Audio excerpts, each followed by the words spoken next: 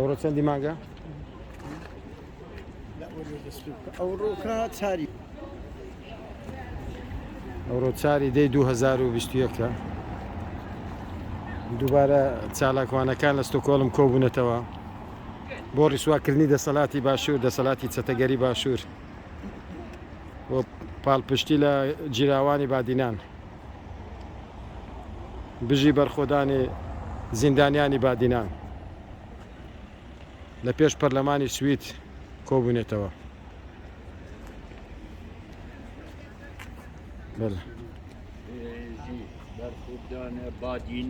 بێژی بەرخۆدانی بادینان بێژی بەرخۆدانی بادینان هاوڕێیان بەخێر بێن بەخێر بێن ئەزارم هەمووتان زۆر بە سترێسێکی زۆر لە وەختی دەوام لە وەختی ترافیک هاتوون ئامادە بوون و ئێمە ئەو زۆر هاوڕێت کەس بەداخەوە پێیان نەکرایە بەزداد لەبەرەوە هەر هەفتەکەی تر ئێمە کردمان بەڵام ئەو شوێنەی ئێستا ئێمە من دەمەوە بڵێم ئەو شوێنە ئێستا ئێمە لێرە ڕاوەستان کە وەکو قەڵایەک وەکو یەکێک لە وڵاتە هەرە دیموکراسیەکانە ئاوا بە هەزاران کەسی وەکو ئێمە خەباتی کردیە تێکۆشایە گیانی پیدا کردیا تا ئەو دیموکراسیەتەی لەو وڵاتە بەرهەم هێناوە و تا ئێستاش لێرە بەردەوامن بۆیە خەباتی تێکۆشان وەستانی نییە ئەگە لێرە نەوەستان ئەبێ لە ڕۆژهەڵاتی ناوەڕاست و لەژێر حکمی سیستەمی ئەرهابی دیکتاتۆری ماڵی بارزانی و تاڵەبانی زۆرێک بۆیە ئێمە دەبێت بەردەوام بین بە تایبەتی کە ئەمڕۆکە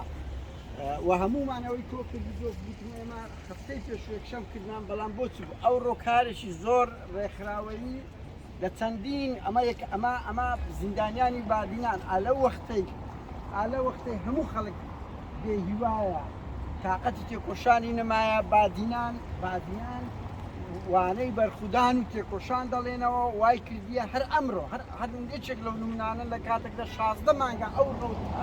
ئەو خەباتە بەردەوامە ئەوڕۆ لە لەندەن لە مانچستەر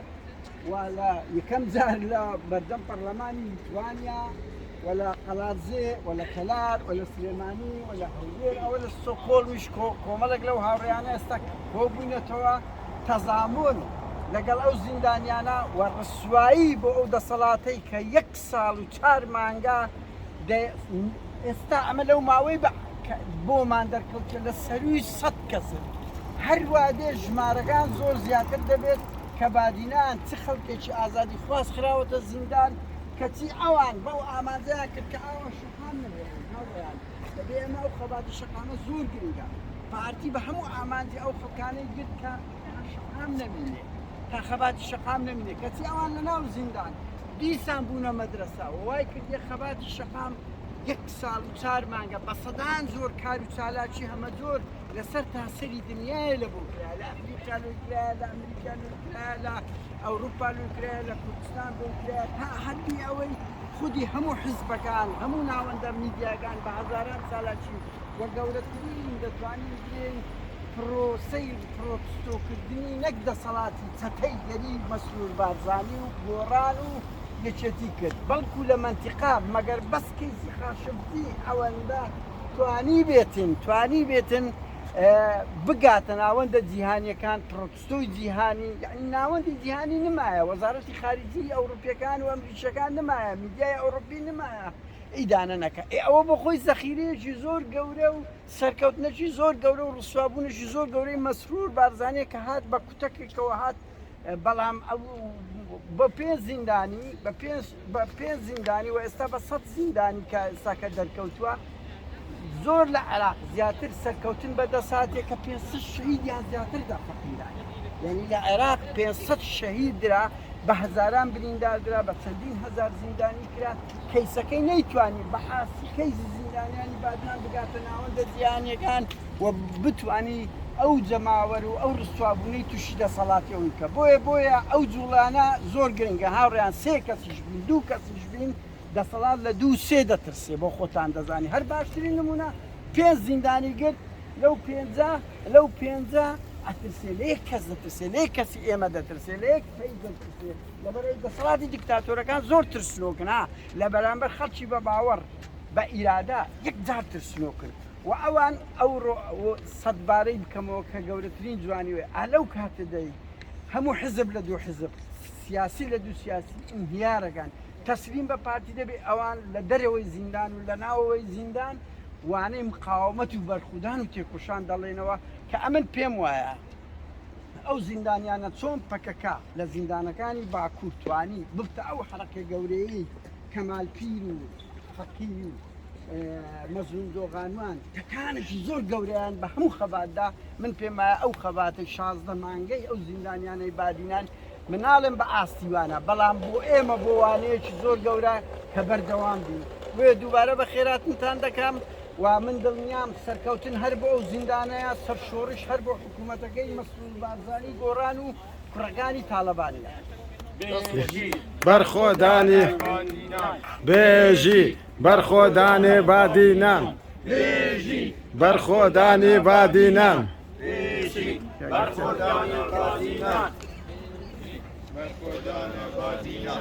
کاڕیان چیتر دەوێت قسە بکە زۆر گرنگە کاک شەماڵە تو قسە بکە کاک شەماڵ شەماڵ زۆرن کاک شەماڵەکەی شەماڵ توانیەک من ڕام گرت بوو فەربوو هەربژی زۆر سوپاس کاک شەماڵ هاوریان چیتر دەوێت قسە بکە کاک بەختیاوەرەوە پێشمەرگەیەکی دێرین زارەکەی تر ڕێک دەکەن کوردستانەوە ناڕزایی خۆمان دەردەبڕین بەرامبەر بە دەسەڵاتی چەتەگەری باشوور ئێمە زۆر ڕاشکاوانە دەڵێن دەسەڵاتی چەتەگەری لەبەرەوەی ئەو ڕەفتارانەی کە دەیکەن چەتەگەریە و هیچ شتێکی ترنا یەکشت دەڵێم لەبەر ئەوەی پێشمەرگە دێرینەکان خەباتیان کرد بۆ کوردستانێکی ئازاد و سەرفراز نەوەکو دوای 30 ساڵ ئێمە ئێستا بین داوا بکەین کە چالاکوانەکان جیراون و ئازاد بکرێن یان بدرێن بە دادگا اینجا بەدەسەڵات حەزەکەم ڕاشکاوانە نامەکەم بۆ کاک مەسعود بێ لەگەڵ تەمەنی کاک مەسعود بارزانیە دەڵێم تۆ بەرپرسی یەکەمی لەو ڕووداوانەی کە ڕوودەدا لە کوردستان لەو پێشلکاریانە لەوەی کە ئێستا ئێمە دوای 30 ساڵ هاتوین لە جاتی ئەوەی کە ئێستا کوردستان بەرەو پێش چووبایە کە دەبینین باشوور ڕۆژ دوای ڕۆژ بەرەو دواوە دەڕوا و خاچی کوردستان داگیر دەکرێت بە هاوکاری ئێوە بە هاوکاری بنەماڵەی بارزانی ئێوە هەموو دنیا دەزانێت پێویست ناکە ئێوە پارەتان هەیە دەسەڵاتتان هەیە بەڵام ئەو کارانەی کە دەیکەن ناتوانین بیشارنەوە جا ئەوە ڕسواییە بە ناوی هەموو پێشمەرگەی دێرینەکان و داوا دەکەین لە پێشمەرگەکانی ئیمرۆکە کە کەس بەشداری نەکە لە شەڕی براکوژی لە شەڕی هەر کەسێکی براکوژی لە ناوەوەی کوردستان و دژی بەشەکانی تری کوردستان بژی بەرخۆدانی زیندانی بادینان بژی بەرخۆدانی تێکۆشەران لە باشوور لە هەموو لایە ئەمیش سەرتا بەخێراتنی هەمووتان دەکەم کاک شەماڵ بەشیری هۆکاری لێرە گرت بوونەوەمان بۆ دۆخی زیندانیانی بادینان دەگەڕێتەوە ئەو زیندانیانانەی کە بوونەتە هێما و سیمبۆل بۆ ئەو تێکۆشانەی کە ئەمڕۆکانە لە دژی نەعەداڵەتی لە دژی دیکتاتۆری لە دژی نەبوونی یەکسانی لە بادینان بوونەتە قەڵخان و بوونەتە پێشەنگی ئەم بزوتنە نوێیە کە لە دژی دەسەڵات و سەرڕۆیەکانی دەسەڵات هاتوونەتە مەیدانەوە دەڕاستیدا دەڵێن سەردەمی دیکتاتۆرەکان سەردەمی قارەمانەکانە ئەگەر ئەمڕۆکانە لە کوردستاندا سەردەمی دیکتاتۆرمان هەیە و دیکتاتۆرەکان دەسەڵاتیان بەدەستەوە گرتووە بەڵام لە هەمان کاتیشدا لە کوردستاندا سەردەمی قارەمانەکانیش دەستیان پێکردو کە ئەمڕۆکانە هاتوون بە دەستی بەتاڵ بە سنگی پڕ لە هیوە بە ئیمانەوە لە پێناو دیموکراسی لە پێناو دادگەری لە پێناو مافەکانی مرۆڤدا هاتوون و بوونەتە پێشەنگ لە پێناو بەرەنگاربوونەوەی ئەم نەعەداڵەتیانێکی ئێستاکەنە لە کوردستاندا هەیە بۆ یەکەمین جارە لە باشووری کوردستاندا کە لەم ئاستەدا لە بادینان هەڵمەتێک دەست پێ دەکرێت دەسەڵات ئیتر ناتوانێت بە چەک و بە کوشتن و بە تیرۆر بەرەنگاریان بێتەوە ڕێک بە پێچەوانە دەسەڵات مەجبور دەبێ بێنێ لە ڕێگای یاستا و دادگاکانەوە بەرەنگاری ئازادی خوازان بێتەوە ئەمەش سیمایەکی دیکەی لە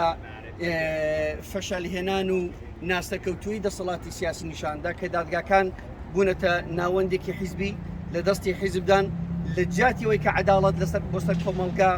دابین بکەن عەداڵەت بچەسپێنن بوونەتە ناوەندێک بۆ نەعەداڵەتی بوونەتە ناوەندێک بۆ بێدادی و ئێستاکانە کە لە کوردستاندا هەڵمەتی هەڵبژاردن بۆ پاڵەمانی عێراقیە بانجی ئێمە ئەوەیە کە هەر کاندیدێک ئەگەر بێت و پرسی جیراوانی بادینان پرسی نەبوونی دادگەری و سربەخۆی داگاکان نەکاتە یەکێک لە بانگەشە هەرە سەرێکەکانی بۆ هەڵبژاردن بەردانی جیراوانی بادینان بەرزکردنەوەی دۆزیوان لە پاڵەمانی بەغدا نەکاتە سەرەکی ترین ئامانجەکانی خۆی لە قۆناغی پاڵەمانتاریدا ئەم پێی وابێ ئەو پاڵەمانتەرانە نەدەبێ پێشوازیان لێ بکردێت نەدەبێت دەنجیان پێ بدرێت تەنها ڕێگایەکی ئێستاکانە گرتراوەتە بەر و تەنها ڕێگایە کە توانیوێتی بەڕاستی جوڵەیەکی بەفرەوان لە ناو هەموو چین تۆژەکانی کوردستاندا ساز بکە پرسی جیراوانی بادینانە ئەو قەڵەمبازە ئەو لە خۆ بردوویە و قارەمانەتیە کە ئەوان دەستیان پێ کردو تەنها ئەرک و بەرپرسیارەتی ئێمەش ئەوەیە کە ئەوان لەبیر نەکەین لە سەحنەکەدا بمێنینەوە لە گۆڕەپاندا بمێنینەوە و لەبەرەوەی کە پرسی جیراوانی بادینان تەنها نەعەداڵەتی و دادگەری نییە لە پێش هەموو شتێکدا نایەکە بۆ چەتەگەری سیاسی نایەکە لە بەردەم ئەو هاوپەیمانەتیەی کە لە نێوان میت و پاراستن لە ئارادایە دۆخ جیراوانی بادینان نایەکە بۆ ئەو هاوپەیمانەتیە عەسکەریەی کە لە نێوان پارتی و دەوڵەتی تورکیادا لە ئارادایە و ئەو دۆخی کە ئێستاکانە لە ئارادایە لە بادینان جیراوانی بادینان لە هەمان کاردا هەڵوێستیوان نایەکە لە بەرامبەر ئەو هاوپەیمانەتیە 50 ساڵی کە لە نێوان پارتی و دەوڵەتی تورکیادا واژۆ کراوە ئەمەش بە کورتی بە فیڕۆبردن و تاڵانبردنی داهاتەکانی خەڵکی کوردستانە سامانەکانی خەڵکی کوردستانە و لە هەمان کاتیشدا بە فیڕۆبردنی تێکۆشان و خەباتی لە پێناو ئازادی و دموکراسیدایە هەر بۆیە جارێکی دیکە جیراوانی بادینان لەبیر ناکەین هەتا ئەو ڕۆژێ بتوانین لە گۆڕەپاندا دەمێنینەوە و پشگیریان دەکەین چونکە ئەوان سیمبۆل و هێمای ئێمەنە هەر بژین بەخێرات زۆر سپاس کاک شەماڵ زۆر فەرموو سێوەخان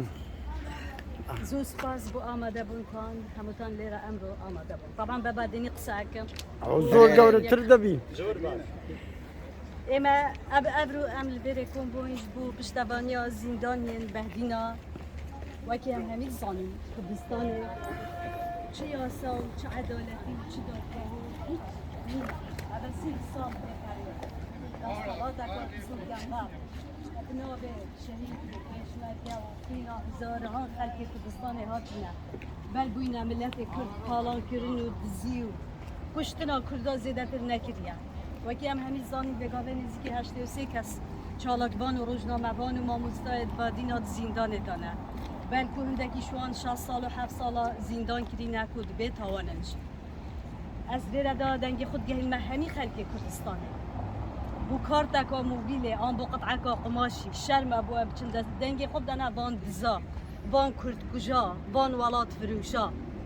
ev ê 30 sal e berbûyne nav we da û neşiyayîne jiyan û şiyareka xweş bû we peyda kir belkû bitinê talankirina welatê me zêdetir nekiriye û kuştina hezarahan genç û rojnamevan û rewşenbîrên me zêdetir û em hemî dil û em dijî diz û gendal û dijî bê edaletiyên el Kurdistanê wekî em dizanin ku ew dijî me hemiyan e çûnke ew dizanin em xelkê azadî xwazîn ew dizanin me divê em desthelata wan e biguherînin desthelata ya yasayî dadgehên hizbkirî çi dadgehê serbixwe Kurdistanê nîne mixabin ez bi wan dadwera jî dibêjim bi wan dadgeha yên ev rû hizb pirêvet betin erê we bû çî xandiye erê dadwerîn ma hîn şerm nakin gelek şerme bûye hîn jê desthelata hizbê da biryara li ser xelkê feqîr û hejarê Kurdistanê bide serkeftin bû me û azadî bû zîndaniyên bahdîna û bijît berxwedana zîndana hewlêrê bijît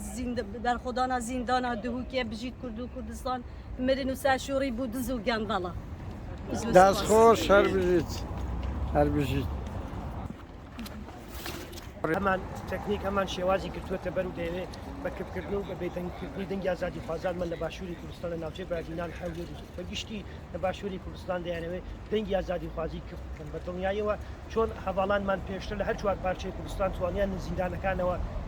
عرسی دەسەڵات بەهێژێنن عرسی دیکتاتوری ملهۆری لە هەر چوار پارچەی کوردستاندا بەهێژێنن دەنگی ئەم زیندانیانە ئێمە بەرخۆدانی زیندانیانی ئێمە لە باشووری کوردستان و بەتایبەتی لە زیندانەکانی بادینان عرسی دەسەڵات لە باشووری کوردستان و بەتایبەتی پارتی دیموکراتی کوردستان دەهێژێنێت و چۆن ئەوان بوون بە نوێنەرەی ئێمە بوون بە دەنگ و ڕەنگی ئێمە بوو ئازادی خوازی لە ناوخۆی کوردستان بە دڵنیاییەوە ئێمەش لێرە دەبین بە دەنگ و ڕەنگی ئەوان دەنگی ئەوان دەگەینین بە هەموو ناوەندەکانی جیهانی بە هەموو پەرلەمانەکان بە هەموو ناوەندەکانی مافی مرۆڤ بە شەقامی گشتی ئوروپا و لێرەدا ئەو ناعەدالەتیە ئەو بێویژدانیە کە بەرامبەر بە هەواڵانمان کراوە لە باشووری کوردستان لە ناوچەی بادینان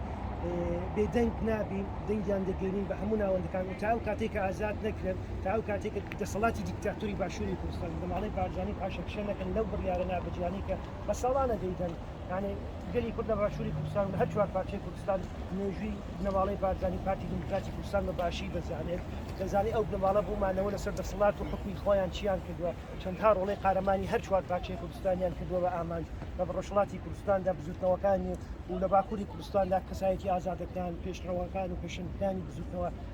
ئازادی خوازیەکانی هەر چوار پارچیان کردوتە فیدای ئامانج و بەرژەوەندی تەسکی بنەماڵی و حزبی خۆیان لە ئێستەیشدا بە دڵنیاییەوە دەنگی ناڕزایەتی بەرخۆدانی زیندانیانی بەحتینان عرسی ئەو دەسەڵاتە ملهۆڕ و دیکتاتۆریەی باشووری کوردستانی پارتی دیموکراتی کوردستان لە هەولێر دەهەژێنێ هەموو ناوەندەکانی دنیا ئاگادارن لەو پێشنکردنی مافی مرۆڤ لەو نائینسانیەتی و ناعەدالەتیە کە بەرامبەر ئینسان بەگشتی جەماوەری خەڵکی باشووری کوردستان و بەگشتی هاوڵاتیان ئێمە لە باشووری کوردستان و دڵنیایان دەکەینەوە لە کەسوکاری ئەو زیندانیانە خۆی ئەو زیندانیانە و هەموو گەلی باشووری کوردستان کە بەتەنیانین ئەوڕۆکە لە شەقامەکانی ئوروپا و هەموو جیهاندا بە هەزاران ئازادی خواز بە هەزاران شۆڕەشتێر لەگەڵیانن دەبن بە دەنگی ئەوان دەبن بە ڕەنگی ئەوان و بە دڵنیابن تا ئاخرین دێکە تا و کاتێ هەواڵانمان ئازاد نەکردن ڕێز دەویست و ئیرادەی ئازادی ئەوان نەگیرتێت تا دەسەڵات پاشەکشە نەکات دەسەڵات نەگەڕێتەوە بۆ سەر ئەوەی کە لەگەڵ ئینسانی ئێمەدا وەکو بە شێوازێکی یانەی چۆن بڵێم بە شێوازێکی سەردەمیانە و شێوازێکی شارستانی هەڵس و کەوت بکە لەسەر پیان دەبین دەنگیان دەگەینین بە هەموو ناوەندەکانی جیهانی و دڵنیایان دەکەینەوە ئەو بەرخۆدانەی لە زیندانی ئامەد کرا کاتی خۆی هەر ئەو بەرخۆدانەیە کە ئەمڕۆ لە زیندانەکانی بەحتینان دەکەێت و هەر ئەو بەرخۆدانەی کە توانی دەسەڵاتی ملهۆڕی حودوتاکانی هەشتاکان و نەوەدەکان لە باکووری کوردستان تێک بە دڵنیایەوە بەرخۆدانی زیندانی دیار بکرد ئەم جارە دەسەڵات لە باشووری کوردستان دەهێژێت و دەبێ بە خاڵی کۆتایی دیکتاتوری لە باشووری کوردستان سپاس زۆر سپاس هەواڵ زاگرۆ شەندای بژە ئێستاش کاکۆگر بتوێنی وە گلوسەر و کەسایەتێک هەندە قسە و باز دەکات فەرموو کاکۆگر دەکەم سپاس بەڕاستی ئینسان دوو هەستی لا دروست دەبێ ئەنی وەکو کوردێک لە کوردستانی عێراق کە سەیری زیندانیانی بادینان دەکات لەلایەک ئینسان حەز بە شەرمەزاری دەکات کە دەبینی لە کاتێکدا بەدەیان یانیش بە سەدان کەس لە زیندانی ئەو دەستەڵاتەدان و لە دەرەوەی ئەو زینداناندا ڕۆژانە ئینسانەکان لە سەردەمی هەڵبژاردندا کڕین و فرۆشتنیان پێ دەکرێت خۆیان دەخەنە بازاڕی کڕین و فرۆشتنی هەڵبژاردنەوە ئەوە شەرمەزاریەکی گەورەیە بەڵام لە هەمان کاتدا کە دەبینین گۆڕانکاریەکی جەوهەری لە خەباتی سیاسی و مەدەنی لەو پارچەی کوردستاندا لەو جوگرافیایە سەر هەڵبدات کە شێوازێکی تەواو مەدەنیانەیە ئینسان ینی حەز بە سەرفرازی دەکات حەز بە ینی شانازی دەکات کە ئێمە لە دەرەوە لە دژی ئەو دەسەڵاتە لە بەرامبەر ئەو دەسەڵاتە تەسلیم نابین بە تەنیانین ینی خەڵکانێکی کەم نین ئەوانەی کە لە ئێمە زیاتر قوربانی دەن ئەوانەی کە بە گیانی خۆیان قوربانی دەن ئەوانە لە زیندانەکاندان ئەوانە دێن پێشەنگی دەکەن ڕێبەرایەتی دەکەن ئەوە گۆڕانکاریەکی جەوهەریە لە خەباتی سیاسی لە کوردستانی عێراقدا کە ئەوە سەرەتایە کە بۆ گۆڕانکاری سیاسی و خەباتی مەدەنی و دیموکراسی لەو پارچەی کوردستاندا ئەوە شتێکی کەم نییە بەڵام ئەوە بەداخەوە قوربانی دەوێت قوربانیەکان ئێستا لە زیندانەکاندا بەڵام شتێک کە هاوڕەیەک پێش من وتی گۆڕانکاریەکی گەورەیە ئەویش لە دەرەنجامی ئەو پێشکەوتنی ئەو خەباتە سیاسی و مەدەنیە دروست بە ئەویش ئەوەیە کە دەسەڵات چی دیکە ناتوانێت بە کوشتن ڕوبەڕووی چالاکوانان و ڕۆژنامەنووسان ببێتەوە بەلایانی کەم بە ئاشکرا ناتوانێت ئەوە بکات ئەمە دەزانین لە کوشتنی سەردەشت عوسمان چ سیناریۆیەکی گاڵتە ئامێزیان دروست کرد لە شەهیدکردنی وەدات و چەندان ڕۆژنامەنووسی دیکە سیناریۆی زۆر ینی قێزەون کە کەس باوەڕیان پێ نەکات ینی مەسەلەی ئەو سیناریۆیانەش هەر ئەوە نەبوو کە بە نەزانی ئەو سیناریۆ قێزەونانە دروست بکرێن نا ئەو سیناریۆیانە بۆ گاڵتەکردن بوو بە عەقڵی خەڵک بەڵام کاتێک کە دەبینی بە سەدان کەس لە ئازادی خوازان کە سیرکە نێمە زانی بوومان ینی زۆر کەس زانی بووی 5 کەسن بەڵام ئێستا تەماشا دەکەین بە دەیان بە سەدانن لەو زیندانانەدا کە هەموو کەیسی سیاسیە هیچ کەیسێکی حقوقی نییە هەموو کەیسی سیاسیە دەبینین ئەو کەسانە لە زینداندا ئەنی ئەوانە دەمێکە کاریان لەسەرەوە کردووە دەمێکە کاریان لەسەرەوە کردووە کە ئەو دەنگە ناڕازیانە بە بێدەنگیان بکەن چۆن پێشتر خەڵکیان بە بێدەنگی تیرۆر دەکرد ئێستا دایانویست بە بێدەنگی ئەوانە بێدەنگکەن لە زیندانەکاندا بیان شارنەوە هیچ کەس پێیان نەزانێت تەنانەت کەس و کاریان نەوێرن لە هیچ شوێنێک باسیشیان بکەن دەنگیان نەگا بە هیچ شوێنێک بەڵام ئێستا کە خۆشبەختانە کۆمەڵێک خەڵکی چاونەترس لە زیندانەکاندا دەستیان کردو بە مانگرتن یعنی ئینسان دەبێت بەس ڕێزیان نیشاندا بەس دەبێت پشتیوانیان بکە ئەوەی کە لەسەر ئێمەیە و کە بە ئێمە دەکرێت ئەوەیە ینی چی لە دەستمان بێ بیکرێت ئەوە زۆر گرینگە و پێم وایە ئەو کەسانە کە لە زینداندان دەنگی ئێمەش دەبیستن و ئەو خەبەرانیان هەموو پێدەگاتەوە ینی ئەوە گۆڕانکاریەکی زۆر جددی و جەوهەریە بەڵام ئەوە نایەتە ئەو مانای کە ئێمە بڵین وڵات دەبێت ئەوانە لەوێ باشە لەوێدان بەرخودان دەکەن نا ئێمە دەبێت هەوڵ دەین هەرچی زووتر ئەو کەسانە لە زیندان ئازاد بکرێن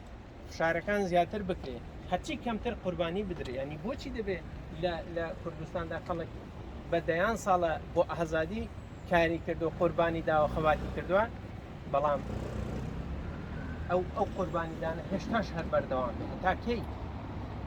ینی ئەوانە کە هاتوونە لەسەر دەسەڵات لەسەر خوێن و ڕەنج و ئارەقەی ئەو خەڵکە هاتوونە لەسەر دەسەڵات و ئێستا بیانەوێت سیستەمێکی دیکتاتۆری وەک ئەوانەی پێشوو بۆ دەیان ساڵ درێژ بکەنەوە پێم وانیە تێدا سەرکەوتوو بن و ئەو گۆڕانکاریانەش هەمووی لەژێر فشاری جەماوەرە ینی ئێمە نابێ ئەوە بەکەم ببینین کە ئەو خەباتە سیاسی و هەتا دیپلۆماسی کە لە ناوەندەکان دەکرێت کەمی ببینین فشارێکی زۆریان لەسەرە ینی هەر بۆ خۆی پاشگەز بوونەوە لە تیرۆرکردنی ڕۆژنامەنووسان بە شێوەیەکی ئاشکرا بە شێوەیەکە لە سەریان ببێتە ماڵ ئەوە بۆ خۆی هەنگاوێکی زۆر گەورەیە کە پاشەکشیان پێکراوە نابێ بڵین ئەوە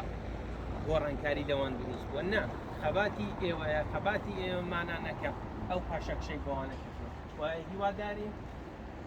قوربانیەکانمان کەم کردێتەوە و ئەو زیندانیانە بە زووترین کات ئازاد ینی بەلانی کەمەوە دەبێ ئەو حیزبانە با هەر نەبێ وەکو دەوڵەتی تورکیا سەیری زیندانەکان بکەن ینی معقولە خەڵک بە ساڵان لە ناو زینداندا بێ مەحامی نەبێت نێتە بەردەمی دادگا لە تورکیادا کە کەسێک دەگیرێ بەلانی کە مەحامیەکی هەیە ئەگەر دادگەریەکی ناعادیلانەش بێ بەڵام ئەوانە ڕێک کۆپی کۆماری ئیسلامی دەکەن لە کۆماری ئیسلامیدا فتوایەکیان هەیە کە تۆ دەتوانی کەسێک لە دژی سیستەم بوو لە دژی کۆماری ئیسلامی دەرکەوت زۆر ئاساییە تۆمەتێکی بۆ دروستکەی کەسێکی سیاسی بێت تۆمەتێکی ئەخلاقی بۆ دروستکەی تۆمەتی دزی بۆ دروستکەی هەروەک دەزانین بۆ زۆر زیندانیانی سیاسی بە مامۆستا فەرزاد کەمانگەریشەوە دانویست کەیسی دیکەی بۆ دروستکەن ئەوە هەمان شتە لە ئاینی تەقلیدی کۆماری ئیسلامی دەکەنەوە خەڵک لەسەر ئازادی بیر و ڕادەگرن بەڵام دێنن کەیسی تیرۆری بۆ دادەکات پەیوەندی بە کۆنسوڵخانەکانەوە وەکو جاسوسی و حساب دەکرێت لەسەر پەیوەندی بە ئەحزابی دیکەی کوردیەوە وەکو تاوان نیشان دەدرێت ئەوە بۆ خۆی نیشانەی فەشەلە نیشانەی فەشەل و سەر لێ شێواویشە بەڵێ من زۆر سوپاسان دەکەم سواز بە زۆر سپاس کاکەوەگە زۆر سپاس بەرخودانی زیندانیان قەدرم کرد هاوڕیان ببوورنەوە ئەوم لە برچوو یەک جگە لەوانە کە زیندانیانی قوربانیان زیندانیانی سەر ناو بادینان دەبێ ئێمە پەنجە و سڵاو بگەێنی بۆ هەموو بنەماڵی ئەو زیندانیانە ئەوانیش بوونە مەدرسەشکە بڕابکەن ئەو ساڵی چەند مانگەی ئەو نمونەی بنەماڵی ئەو زیندانیانە لە بەرخودان لە تێکۆشان و ئێستاکەنەوەیەک پەیدا بووە ئەمن چەند کەسێکیان دەناسین هیچیان کەمترینە لە ناو زیندانەکان ئەو بەرخودانانەی هەموو لە هەموو دادگاکان دەکری ئەوان ئەوەی ئەمگۆ باستان کرد لە بادینان 400 کەس تا 2001 شەهید بووە کەس نازانێت لە پێش 6 ناوزیان بەڵام وەکو هەمووتان باستان کرد 5 کەس یان ئەوەتە 83 کەس چ عەشرێک بەو دەسەڵاتە دەکات کەیسیوان لە هەموو شوێنەکە لەسەر تاسەری جیهان هەڕێ من یەک خاڵی کە بڵێم هەفتەی پێشوش کاکشێوان چەند دقەیەک تەلەفۆنی بۆ کردم لە ڕێگای برادەرێک کۆتاکرا سڵاو ڕێزی هەبوو بکە ینی ئەو چالە سڵاو ڕێزی بۆ هەر هەموو خەڵکێکی ئازادی خواستە بوو وە سوپاسشی دەکردن دەیگوت ئەنی بەشەشمان ئاگا لێ بووە بەس بەشش لە قەبستان بووینە بە تایبەتی لە ئاسایشی گشتی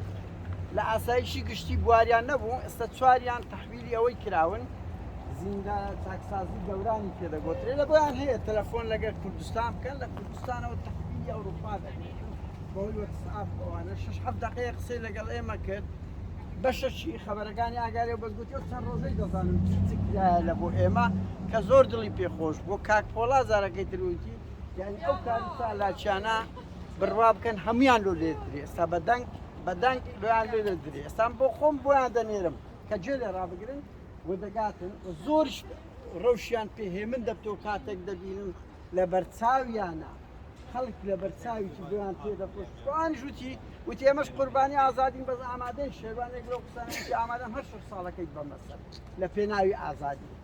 یەک خاڵی جەوهەری تریش گۆت وتی قادر قەت تەسەوڕ مەکەن خەبات بۆ ئازادی یان ئەو جم و جۆڵانەی ئێمە دەیکەین وتی زۆر تەسەوڕ بکەن زۆر فۆبیای ترسیان لە ئێمەمانان زۆر گەورەترە لەوەی ئێمە کە بە خۆمان هەست پێ دەکەین بڕوا بکەن ئەوە قسەی کاکشێوانە وتی ترسێکی زۆر گەورەم لە هەموو مەسوولەکان دیتێ لە وەختی تەحقیق لەو زب و جۆڵ و ناڕەزایەتیانەی دەکرێتن زۆر بەورە بوون وتی هەمومان زۆر بەورەی تا ئێستا بۆ زانیاریتان ئەو ڕۆوازان 26می ڕۆژە بەشیان هێشتا لە مانگرتن بەردەوامن لەگەر ئەوەی بەشێک لە داخوازەکانیان گرنگ قسەی کۆتاییش من ینی لێراوەبی زیندانەکان زۆر بە بەرخودانن بوونە مەدرسە من پێم وایە لە 30 ساڵی ڕابردوو هیچ حرەکەیەکی ناڕەزایەتی بەقەت ئەو زیندانیانەی بادینان تەنجی بە پارتێک هەڵنەچنی کە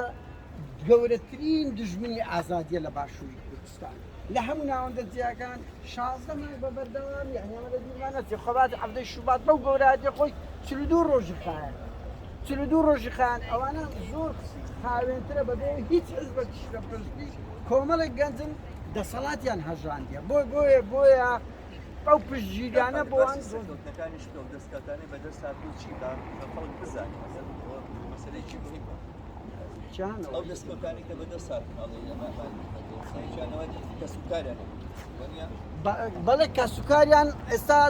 دیویانە لە چەند ڕۆژی ڕابردوو هەمویان کەسوکاریان دیتون تەلەفۆناتیان گەلک زۆر بوویتەوە پێشترێ محەدەد بوو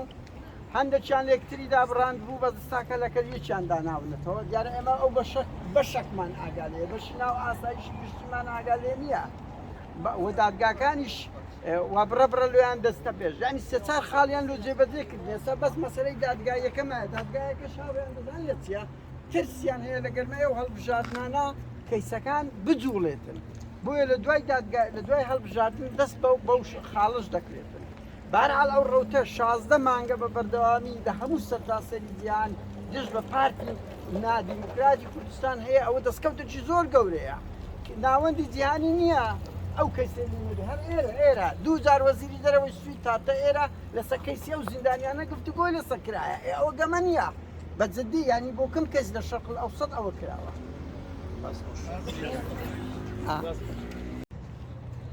بارە تریک بۆ دێن هەر فۆرمیندا